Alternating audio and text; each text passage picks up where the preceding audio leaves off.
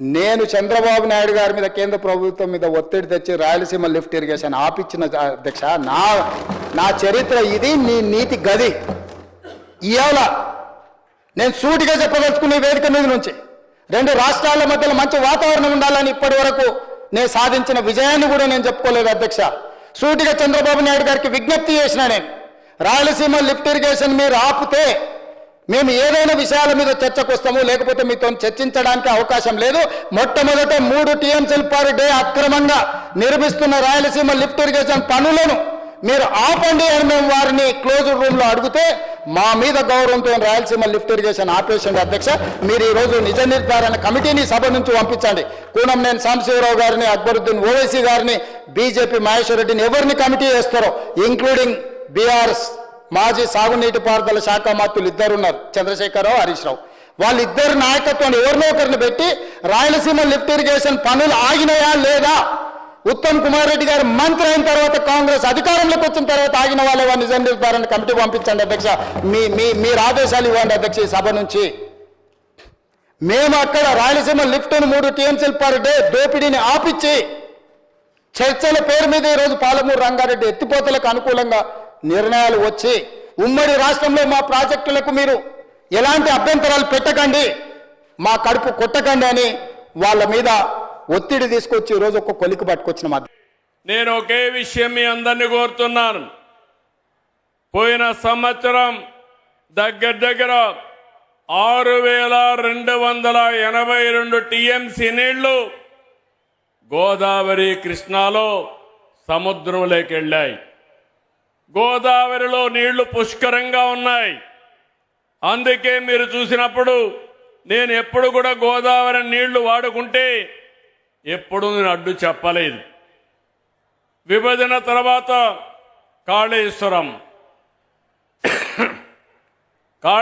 Project కట్టినప్పుడు గోదావరి పైన ఎన్ని ప్రాజెక్టులు కట్టినా పర్వాలేదు, మనకు నీళ్లు వస్తాయనే ఉద్దేశంతో నేను ముందుకెళ్ళాను.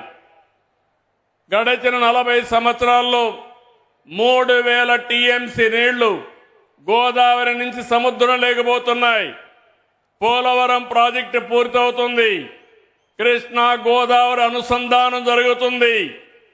నా జీవితంలో ఒకటే కోరిక, ప్రపంచంలో తక్కువ నీటి వినియోగం చేసే దేశం భారతదేశం. ఎన్నో సంవత్సరాలుగా పోరాడుతున్నా, ఎన్నో సంవత్సరాలుగా ప్రయత్నం చేస్తున్నా, గంగా కావేరి కలవాలి, దేశంలో నీటి సమస్య పూర్తిగా పరిష్కారం కావాలనేది నా అభీష్టమని మరొక్కసారి మీ అందరికీ విజ్ఞప్తి చేస్తున్నాను. అదే సమయంలో ఆంధ్రప్రదేశ్లో ఉండే నదులన్నీ కలపాలి. తెలంగాణలో గోదావరి నీళ్లు కూడా వాడుకోవాల్సిన అవసరం ఉంటే వాడుకోవాలి. తెలుగు రాష్ట్రాల మధ్య విద్వేషాలు కాదు, సమైక్యత అవసరం. ఒకరినొకరు అర్థం చేసుకోవాల్సిన అవసరం ఉంది. అందరం కలిసి ముందుకు పోవాల్సిన అవసరం ఉంది. ఎంతో మంది త్యాగాలు చేశారు. ఇది రాజకీయ వేదిక కాదు కాబట్టి నేను అన్ని విషయాలు మాట్లాడను. ఐక్యత వరకే ఇక్కడ మాట్లాడతాను. మిగిలిన విషయాలన్నీ బయట చెప్తాను. కానీ నా జీవితాశయం ఒకటి, నీటి విషయంలో కానీ సహకారంలో కానీ తెలుగు వారందరూ కలిసి ఉండాలి. ప్రపంచంలో ఎక్కడున్నా మనల్ని గుర్తించేది ఏకైక భాష, అది తెలుగు భాష.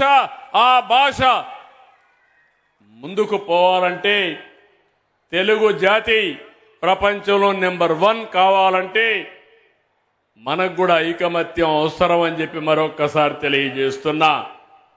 దేశంలో హిందీ మాట్లాడే రాష్ట్రాలకి ఎక్కువ రాష్ట్రాలుంటే ఆ తర్వాత తెలుగు మాట్లాడే వాళ్ళకి మాత్రం దేశంలో 2 రాష్ట్రాలు ఉండడం మనందరికీ గౌరవం.